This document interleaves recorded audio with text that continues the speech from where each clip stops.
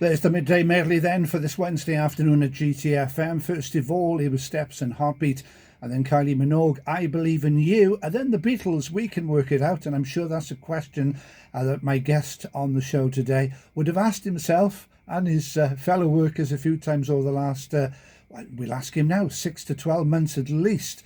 Good afternoon, first of all, to Roag Best. Good afternoon, Roag. Hi, Gareth. Lovely to hear your voice again. Yes, it's been quite a while, hasn't it, since you were last on the show?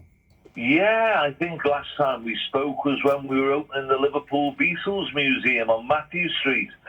We went straight into our next project, which is the Casbah Coffee Club Suites, of course. Now, as I've been reminding the listeners today, very special guest, Roag Best, brother of the original Beatles drummer, Pete, of course. And, of course, your dad, Neil Aspinall, was the Beatles' right-hand man throughout their entire careers, Roag. Yeah, he started off as their roadie, then he became their road manager, and he eventually became the managing director of Apple Corp. So he was looking after all their business affairs eventually. Absolutely fantastic. So, and of course, I've got to remind the listeners as well, he's seen in that famous footage driving the Beatles away in the van. I think he was from the Prince of Wales Theatre following the appearance at the Royal Variety Show, that very famous shot.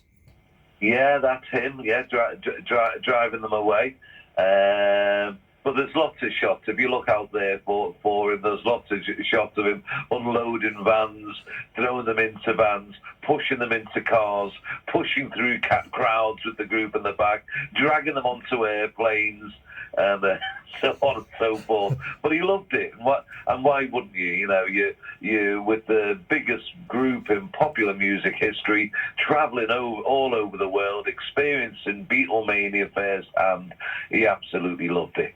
And the important thing is, all four, they trusted him, didn't they?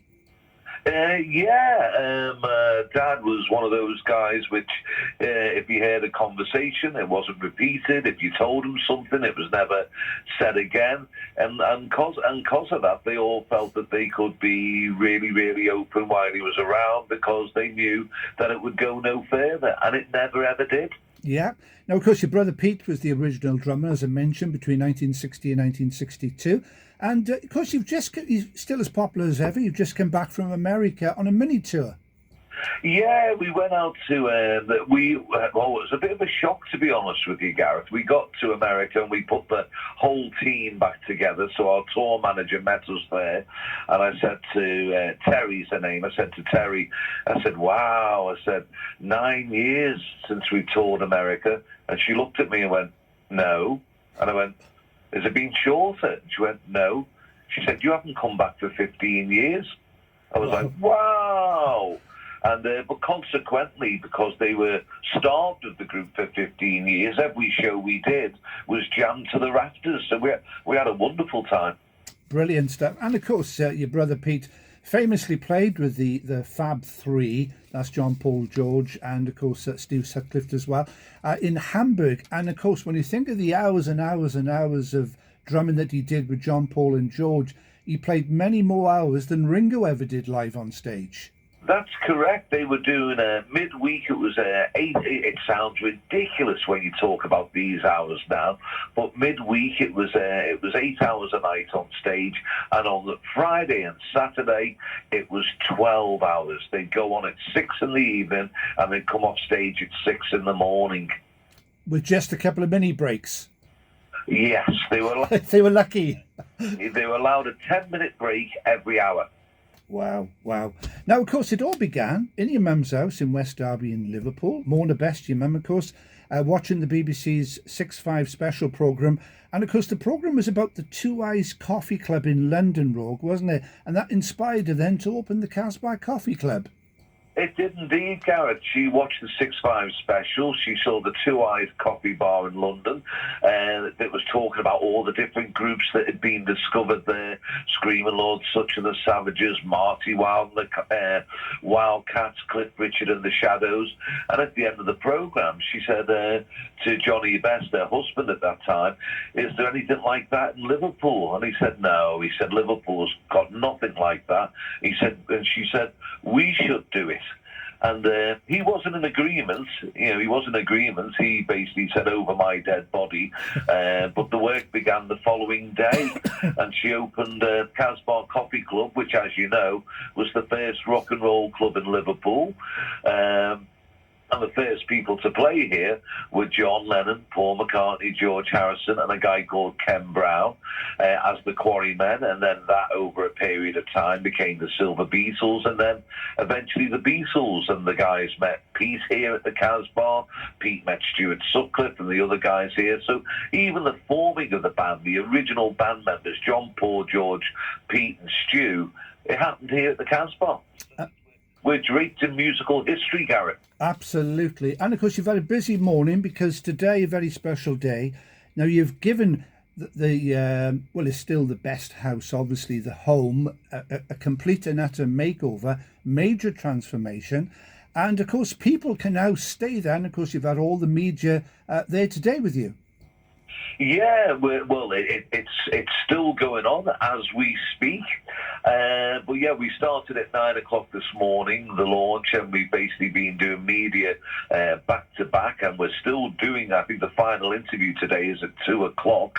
But yeah, what a journey it's been. We started it, we decided to, well, I had the idea to do this in 2006, and then we put it to bed because of numerous other projects.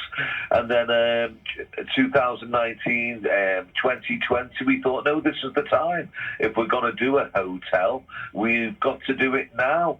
And we spent over 3.5 years doing the conversion, everything, new roof, plastered throughout, rewired, plumbed, and it's gone on and gone on and it's gone on and it's gone on. And at one point I was thinking, this job's never going to end, but it did end. And we've launched today, and the guests who have been here today at that launch, it blew their minds. The place looks absolutely beautiful. And what an opportunity for people to be able to stay not only where the Beatles formed, but where they played, where they ate, where they partied, and where they slept. Once again. Fantastic. And I've seen pictures. It looks absolutely unbelievable. Now, of course, what you've also done is you've created a number of different suites in the hotel. And of course, aptly, they've been called the Lennon suite, the McCartney suite, the Harrison suite, and so on. And of course, you've got the best suite as well. Yeah. Lennon, McCartney, Harrison, Sutcliffe, and Best. And a gentleman the other week said to me, I see you haven't done a star suite. And I said, no. I said, you're going off on a tangent here. And I said, I know what you're thinking. Ringo took Pete's place, so he's not getting a suite. I said, it's got nothing to do with that. I said, everything we do is authentic, unique, and original. And at the time when the Beatles were performing at the Casbah and partying, sleeping over, etc., the members of the group were John, Paul, George, Pete, and Stu.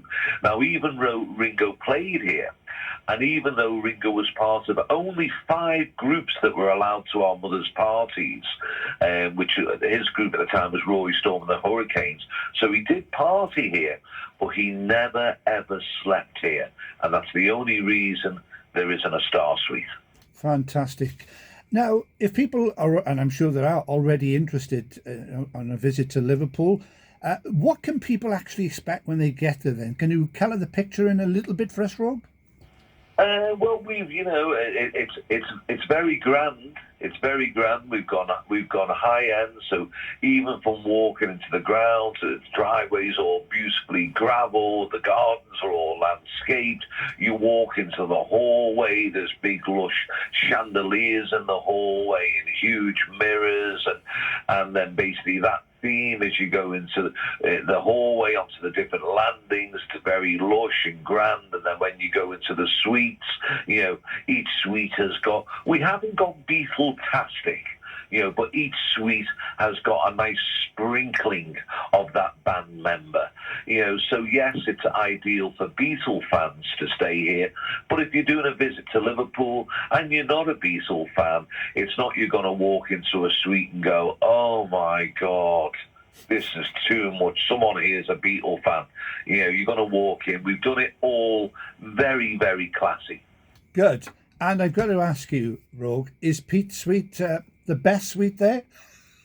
So, well, it's called the best suite, so I'll leave that for you to decide, Gareth, next time you're in Liverpool. Now, of course, you still got gigs there because the Casbah is in the basement of the home. And, of course, you have Best Fest and things like that, don't you? And other things like events taking place there. Yeah, well, we used to. The Casbah Coffee Club is still a tourist attraction, so we have tourism, people from all over the world coming every day for guided tours through the Casbah. And as you said, we used to do events here. Best Fest was our big event here each year, but because we've now gone to hotel, we didn't think that Best Fest would work here anymore. You can't have, i.e., guests in the hotel, and underneath them, you know, you've got this rock and roll music pumping out till 2 o'clock in the morning. So we've moved all those events now to the Liverpool Beatles Museum. We do have a venue space underneath the museum, so those events are being moved there. And rather than Best Fest, we've now called it the Up Close Concert. Oh, right, okay. And how is the Liverpool Beatles Museum actually going? Because it opened just over 6 years ago now. Yeah. Initially, you know, and I've said this to anyone who will listen, initially we thought we'll open our doors and they'll all come flooding in, because that's exactly what happened at the Casbah. And we opened our doors, and initially that's not what happened.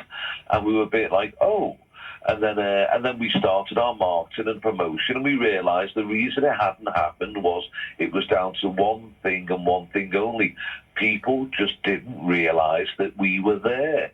You know, so over a 6-year period, I'm very, very happy to say, even ecstatic to say, we've literally gone from one extreme to the other. We have a ridiculous amount of people coming through the museum, and numbers are growing every week, every month, and we're very happy about that. But the museums, again, is another class act. And you have a lot of famous people coming through the doors now at the museum too, don't you? And of course the Casbah as well. Yeah. Let's see. In recent months, we've had the lads from Squeeze came through the museum. We've had lads from Bruce Springsteen's E Street Band. We've had Noddy Holder there. We've had Cheap Trick come through there. We've had members of Elton John's group come through there. And famous actresses. Natalie Portman, she was there the other month. A lot of famous people coming through the doors. Now, if people want to book the hotel, first of all, what have you actually named the hotel? Is it the Casbah Hotel? It's the Casbah Coffee Club Suites. Right. The Casbah Coffee Club Suites. And is it a website? Is it a Facebook page? What needs to be done to book, Roag? Airbnb. If they go on to Airbnb, they'll find us there. And by mid-September, the website will be up. They'll be able to find us on the website as well. And what I was going to say is, and if somebody wants to stay in a particular suite, say they were a big Paul McCartney fan, for example, can they request that? Yes, they can. That's the whole point, you know. In fact, we had an American lady who's staying with us at the moment, and she's staying in the Lennon suite. But as she said to us today, she said, when I come back, I'm going to stay in the McCartney. And then she started laughing. She went, in fact, I'm going to stay in every suite that you've got. Greedy girl. Yeah, so she wants to experience it all. Why not? Yeah, absolutely. Well, listen, as always, we've run out of time, Roag. It's a fantastic venture. It's a really beautiful home. And as I say, you've transformed it out into this wonderful hotel. So people know exactly what they need to do. So next time they come to Liverpool, you can stay in the Casbah Coffee Club Suites and then go and take a visit to the museum right opposite the cavern, isn't it? That's correct. That's correct, Gareth. Yeah, and have a good couple of days and enjoy the hospitality all around Liverpool. As always then, Roag, I know you're a busy lad, so thanks very much for joining us on GTFM, and all the very best with the hotel. Thanks, Gareth. Thanks very much for your time, and thanks to your listeners for listening. GTFM.